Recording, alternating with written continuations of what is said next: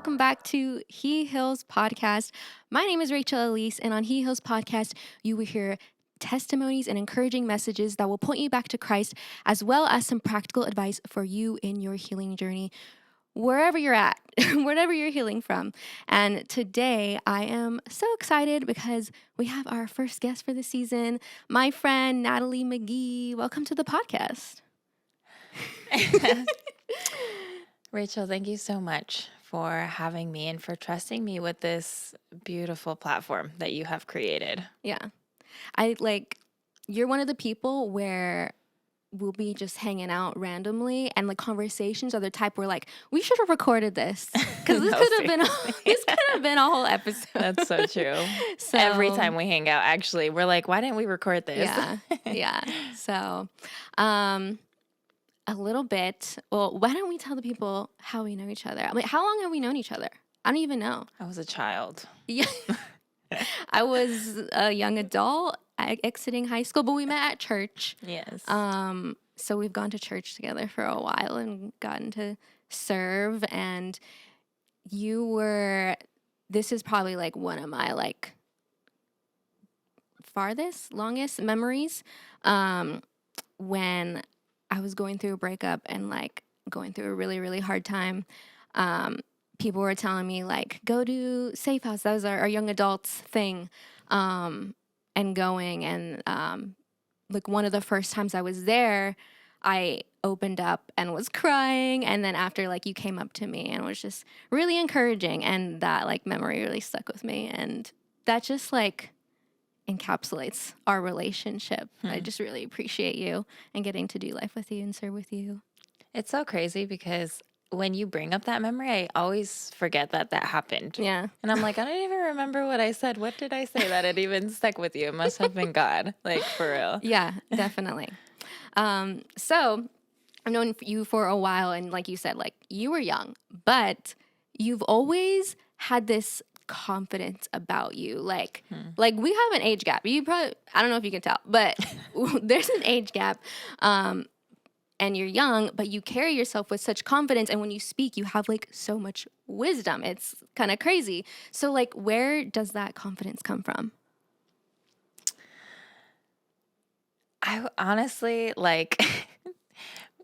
it's crazy how other people see you versus how you see yourself. Because I look back on when we first met to even during Safe House, when we would go to Safe House together, to even now where I'm just oh, wow, what you see is confidence. That's what you see. But then how I feel on the inside doesn't always match that. So honestly, we were talking about this before, confidence is curated to me. I think that confidence is almost a choice that we have to make.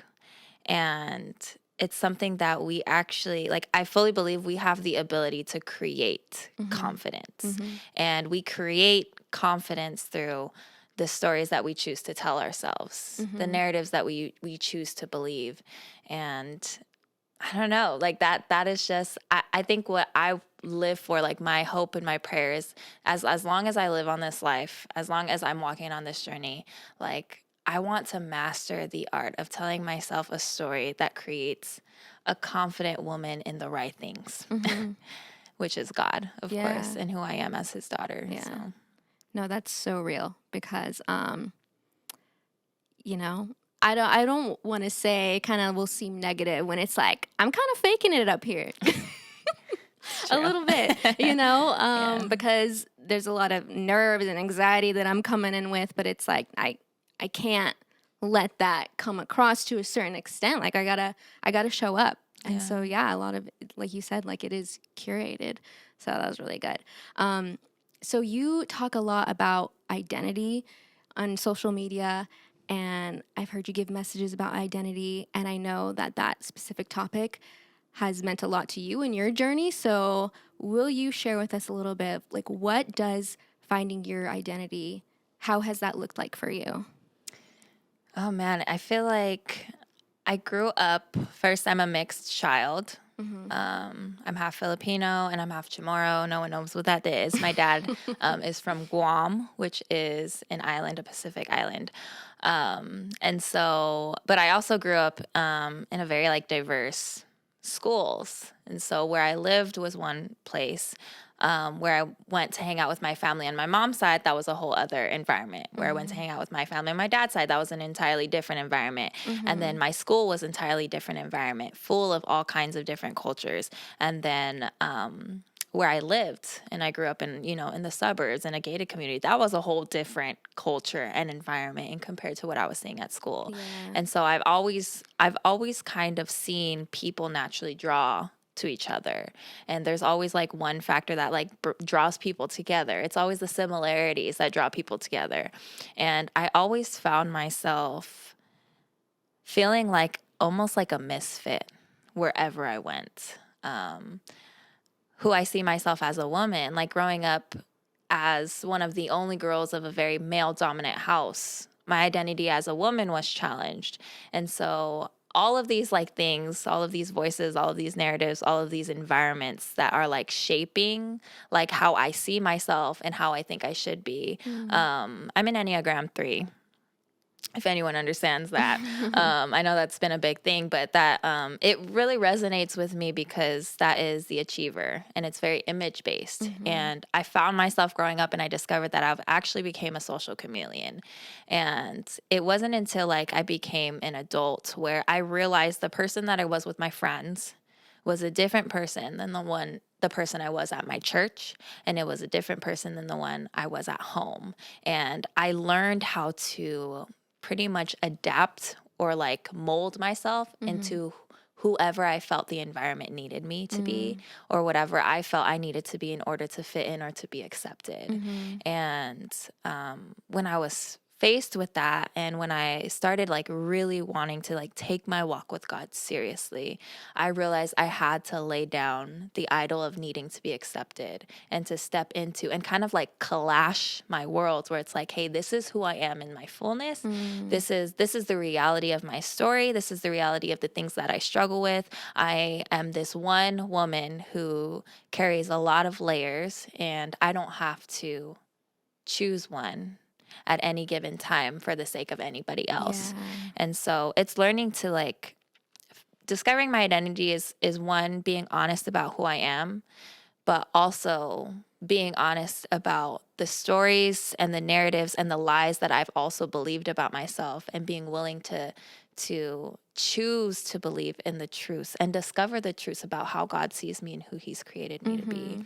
And so but I also believe that comes with like a radical acceptance and releasing the shame that causes you to feel like you need to be somebody in order to be loved or to be worthy or to be chosen. And so, yeah, that all in itself kind of entails it. Yeah, I resonate with that a lot because, you know, I'm mixed as well. And growing up, it was always like, I'm not Mexican enough for these people. I'm not white enough for these people. I'm not Filipino enough for these people. I'm not woman enough for these people, you know? And it was always something. But I feel like I wasn't able to like really just accept all these layers of myself as I am until I accepted my identity in Christ. Yeah. Like that was the changing factor. So good. Talking about identity, so you became a mother at a really young age, or what a lot of people would probably consider a young age in this day and age. Maybe it'd be different like in the 1900s. But in this day and age, you became a mother at a young age. So what was that transition like for you when that's kind of not the norm, at least maybe in your community? I don't know. What was it like for me? Oh, do you want the real answer? Yes. It was like, it shattered like everything that I thought I knew about myself. And I feel like it was a whole other like lesson on identity, because the reality is during that time, although like my worlds were collided, I still held on to like a lot of this image that I still wanted to create myself, like clearly. And I had a lot of blind spots, and and idols I didn't know that I held on to as long as I did. And so, one, I became a mother. I got pregnant at 20. And at this time, I'm working directly under my pastor. And I'm not married. So getting pregnant was just like, oh my goodness, like this image that people see me as in ministry, or this woman of God that I've painted myself as, like my ish is going to be exposed because it's going to expose that I have been struggling with something that I've kept in the dark for a long time. My relationship's going to be exposed. My mistakes are going to be exposed. And like my relationships with my family was going to just have a lot of tension. So I was just experiencing tension everywhere. And so choosing to like see it as like a second chance. I was sitting, how it happened was I was sitting outside a coffee shop with Miles at the time, who is now my husband, holding the pregnancy test. And the real raw, honest truth about me taking that pregnancy test was that I was literally on the way to get a Plan B pill.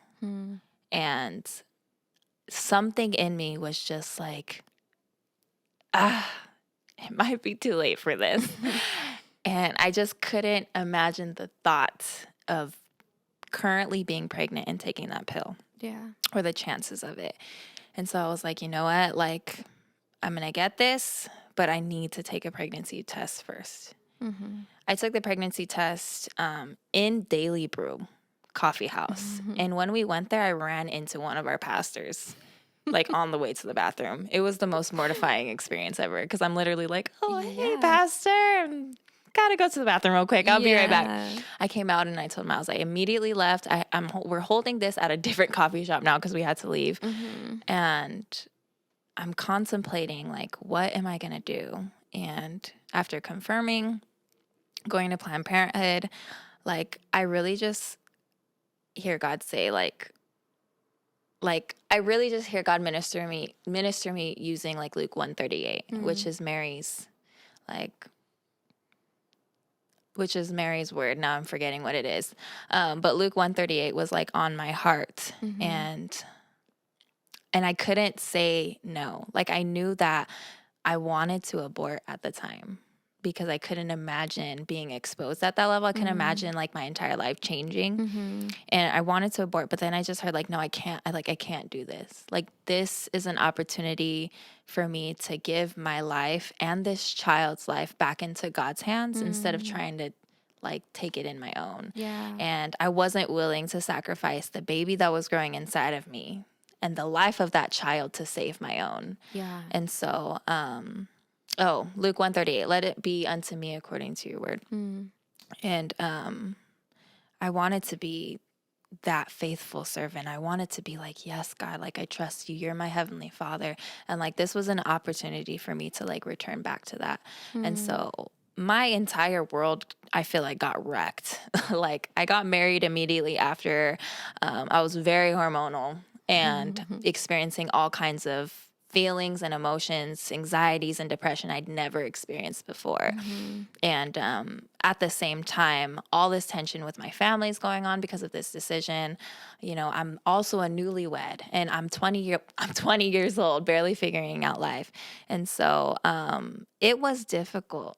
And it was probably, like, the hardest but best decision that I ever made. And all that to say, like, long story short, the thing that I have learned is that God really does use all things. And I have learned that, like, it is never too late to turn things around. It's never too late. And there's no mistake that I could ever make that God can't use for my good, that can't be redeemed.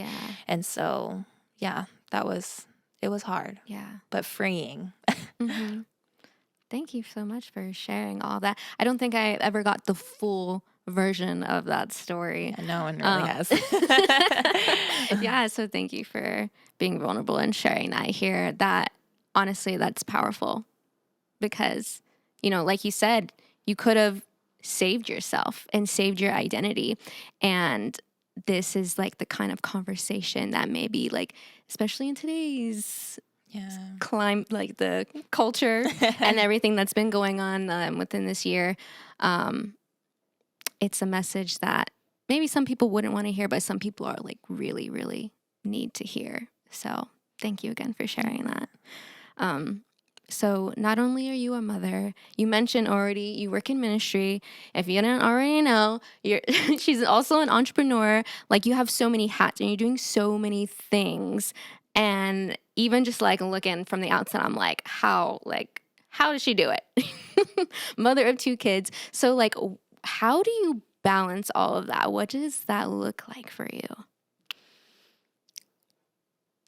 You've probably heard this before, but balance is such a myth. There is no balancing. There is no balancing act where everything is in its right place all the time and there's like this perfect answer. Like, honestly, like, when your life goes through such a major shift, I feel like people are expecting to just adapt like that. Where it's like, oh, Yeah. it's only been it's been a few months already that I've had a newborn. Like, why is this not easier? And I'm like, your life has gone through like such a major shift, and like you're being forced to step into a completely different identity and a completely different role.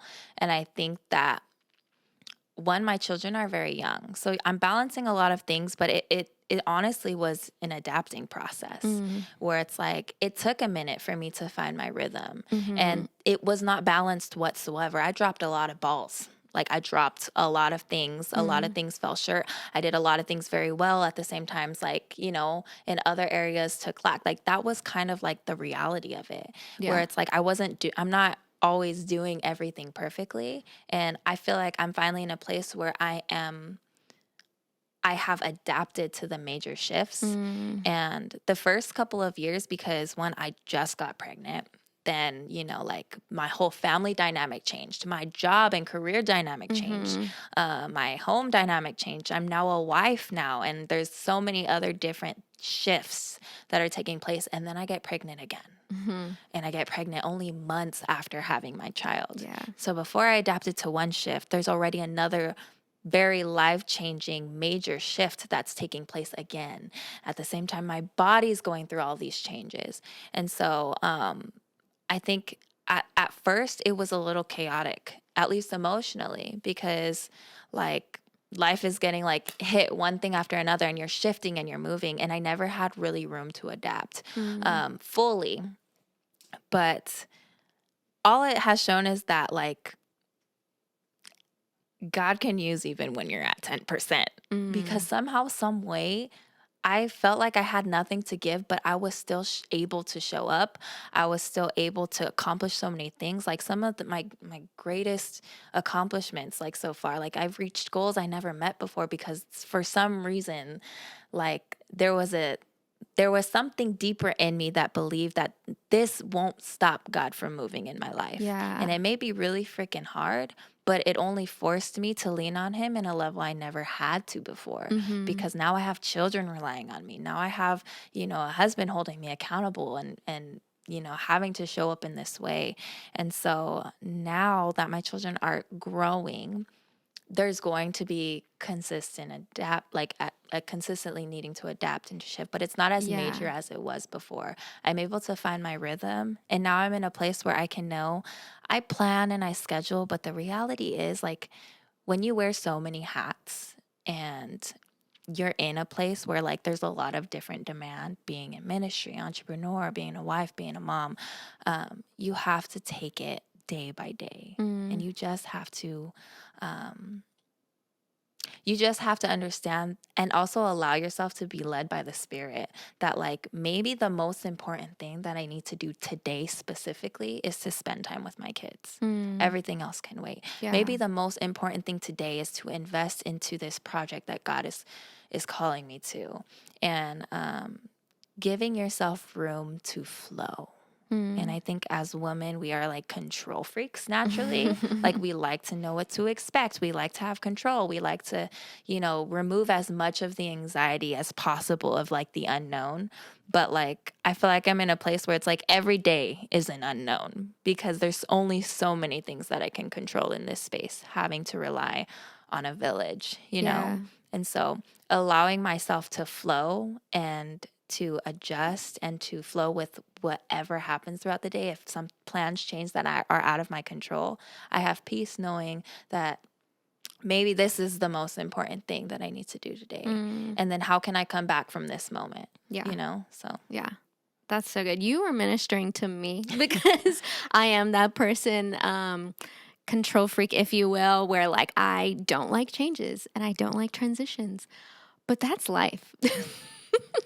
And like you said, like, especially when you have kids, it's like, it's just continuous changes as they grow up and you're raising them.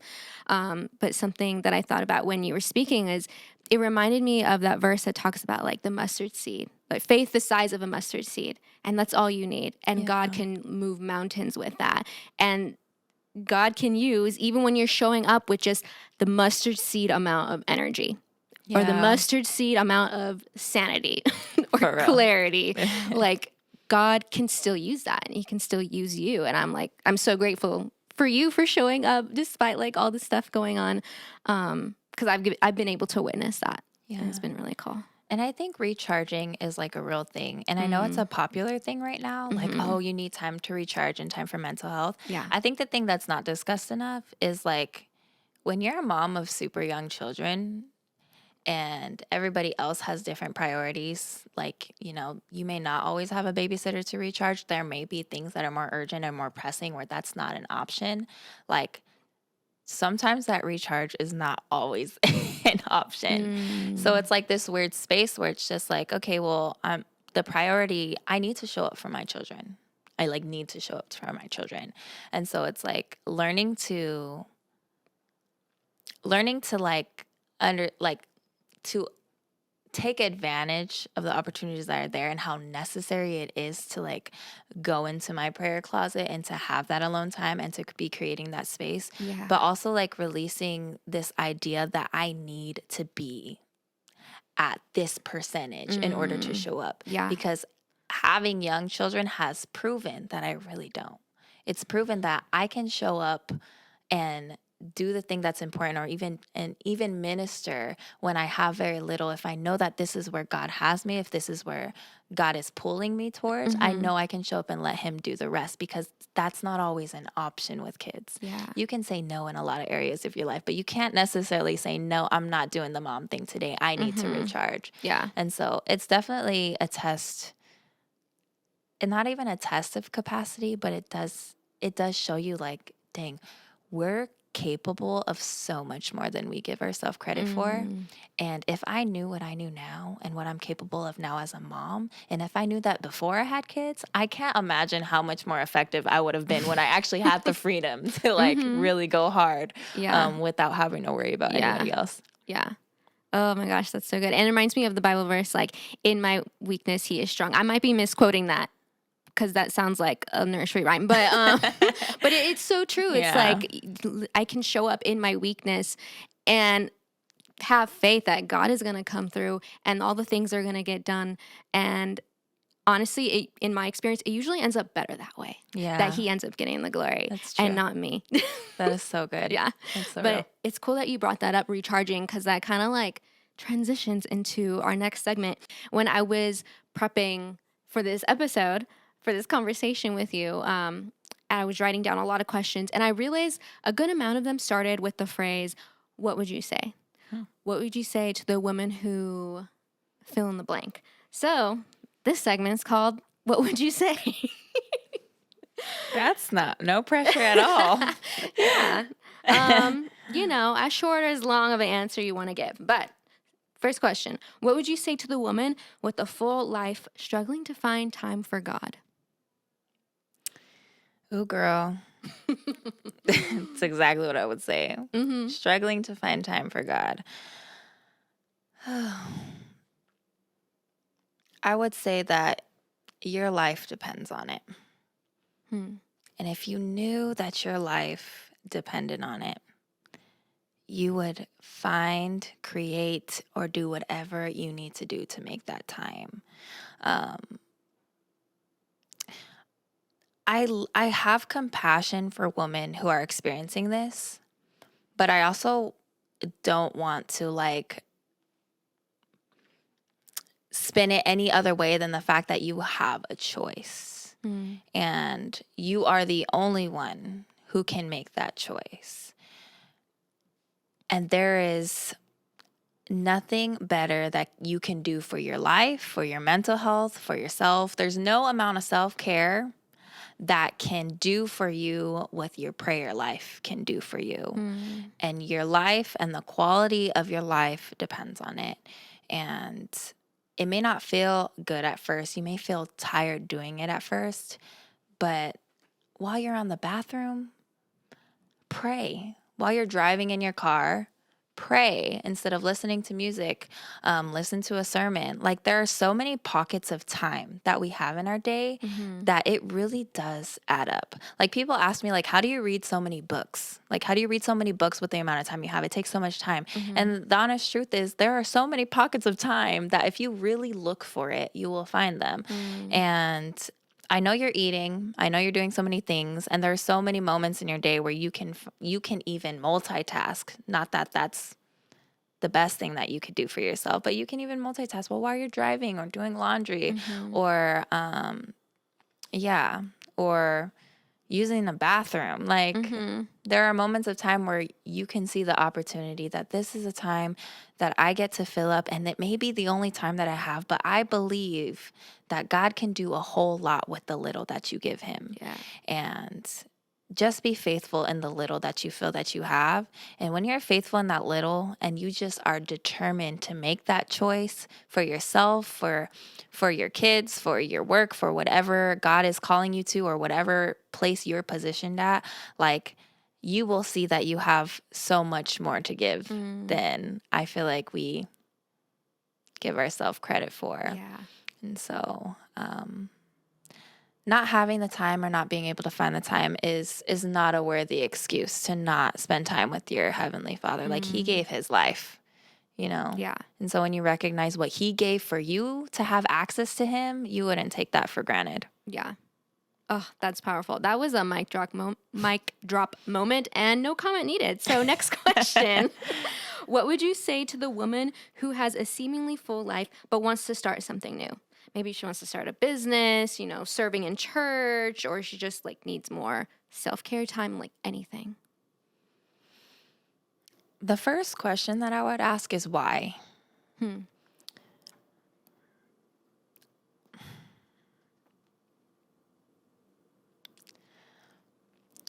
Why? Because are you stewarding what you have in front of you well first before you step into a new adventure that will require another level of stewardship? And entrepreneurship is like the big exciting thing right now. Everyone wants to start something. Everyone's starting these passion projects. And honestly, the question I ask is why? And is this really what you want? And if you feel strongly convicted that God is calling you to do, are you really, really willing to do what it takes? And are you willing to make the sacrifices or to lay down what it is you need to lay down to do what it takes?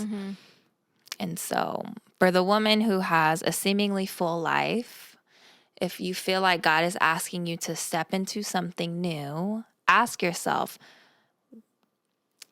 in this transition, in anything new, in any change, in any other level that God is calling you to, will require you to leave some things behind.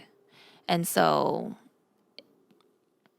consider that for yourself. Like, God, you're asking me to do this new thing and I want to chase it down, but really consider, like, what do I need to leave behind in order to step into this new thing?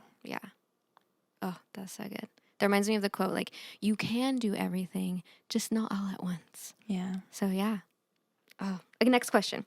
What would you say to the woman who feels lost or burnt out in motherhood or in any of the other areas that we've talked about?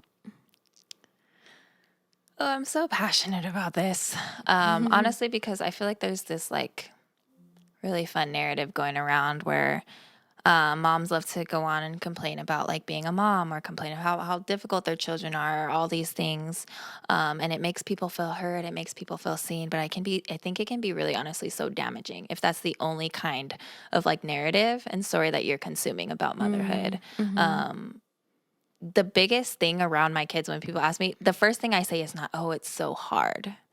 Like, I never want to paint the picture to my daughter that stepping into this life or stepping into this role is supposed to be miserable. If I believe that my kids are a gift, how can I really step into that and believe them and see them as that and see the gift and the blessing and the sanctification of what it means to steward a family and to lead a family. And so for the mom who is feeling burnt out and struggling in motherhood, the only real advice or even just thing to sit on and think about is that you're burnt out because you are refusing to let go of control.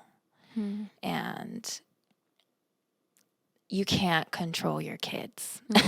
And I think that parenting is hard is because we want to control them and we want them to be perfectly behaved. We want them to listen the first time all the time. We want it to be easy.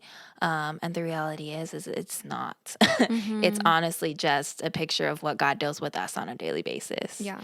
And so I think that when we're burnt out in motherhood and when I feel burnt out in motherhood, the first thing that I tell myself or the first thing that really encourages me and empowers me is before I was a mother, I was a daughter.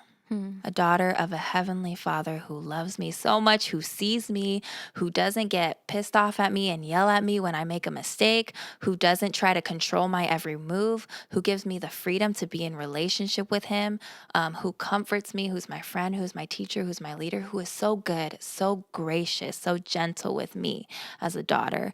And so when I feel burnt out, when I feel frustrated, when I feel tired and I feel weary, the good news is that before I was a mother and even in my motherhood, I am still a daughter with a father who carries my burdens, who invites me to come to him when I feel weary, when I feel tired, and promises me rest. Doesn't suggest it, doesn't necessarily command it, but he promises it to me.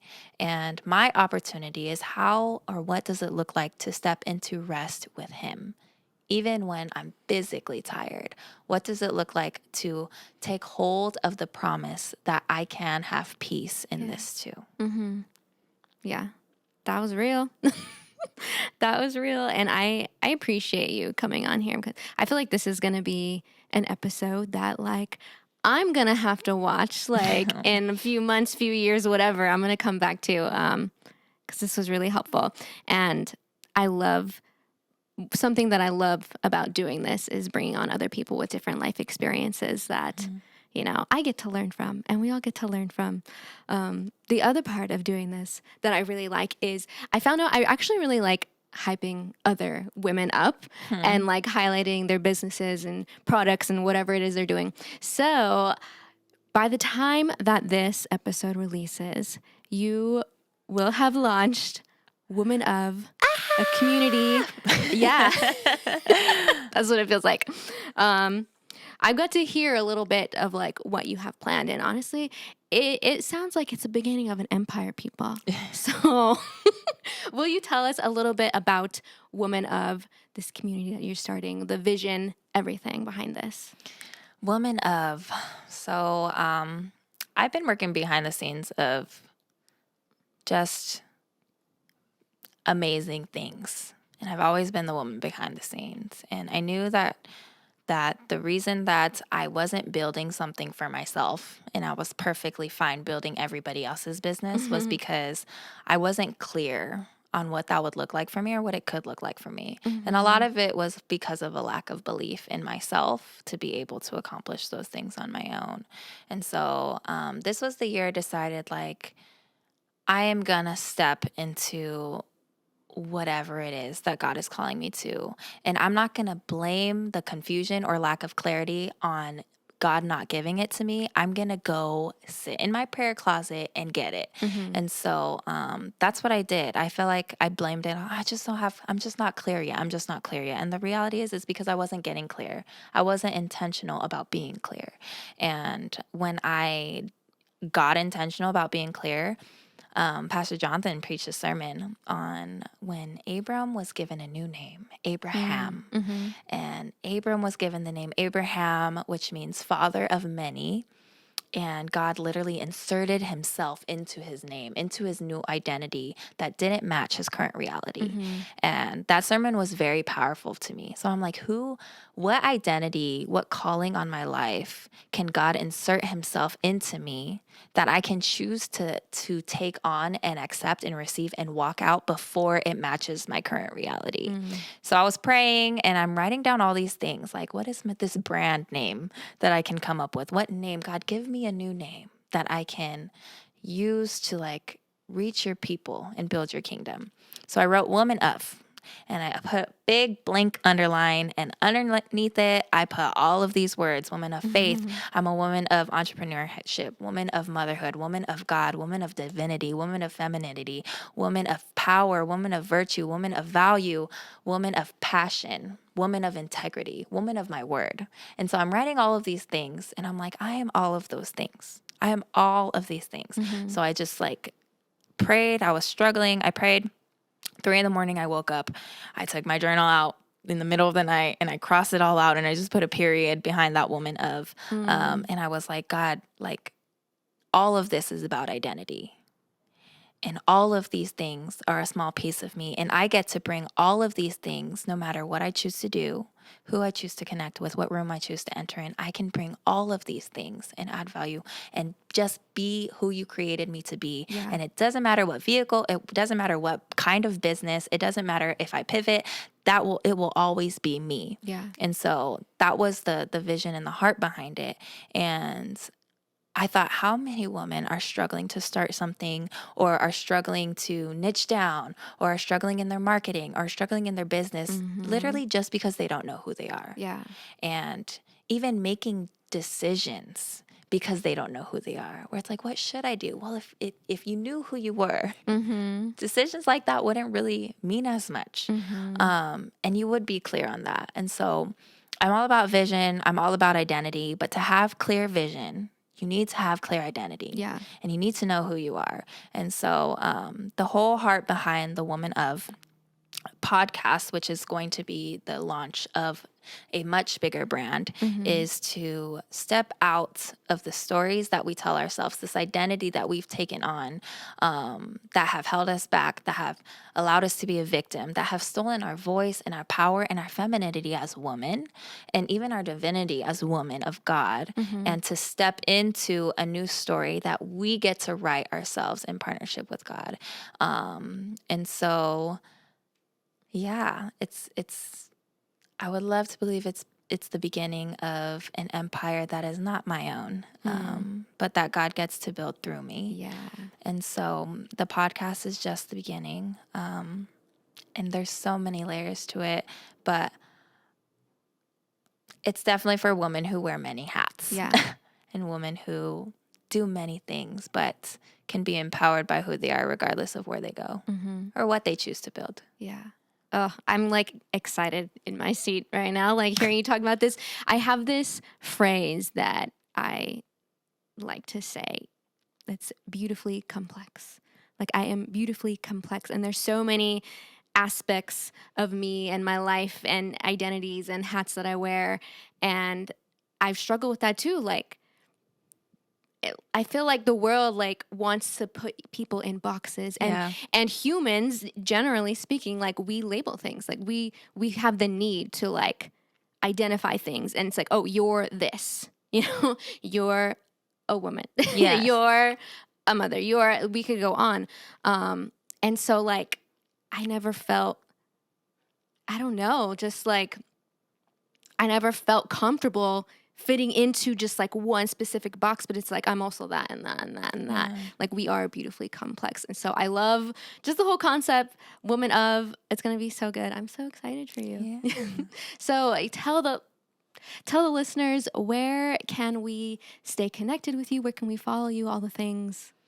So my main social platform that I use is Instagram. So I think I finally made it into that group where I wish I was on TikTok and that cool and all the things. And I'm not too old to be only on Facebook. I'm definitely on Instagram. So you can find me at the Natalie Magee on Instagram. And I post all my things up there. Yeah. So yeah. Go ahead, give her a follow, guys. Thank you so much, Natalie. This was great. This was for me, like I said. Thank you for having me. This was for me too. One cool thing about like podcasts is Anthony told me this. He said, as you like are on this mission to like help others heal, you will like heal yourself. Like you will be healed in the process as well. And I feel that in this episode. Yeah. So thank you for having me. Yeah, you're welcome. If this episode was helpful to you, I know it was helpful to me, go ahead and I want you to share it to your Instagram stories and tag us. I'm at itsrachelalyse, at the Natalie Magee. Share it to your story and tell us what touched you the most. I would love to see it. We would love your support. Appreciate you, and we'll see you in the next episode.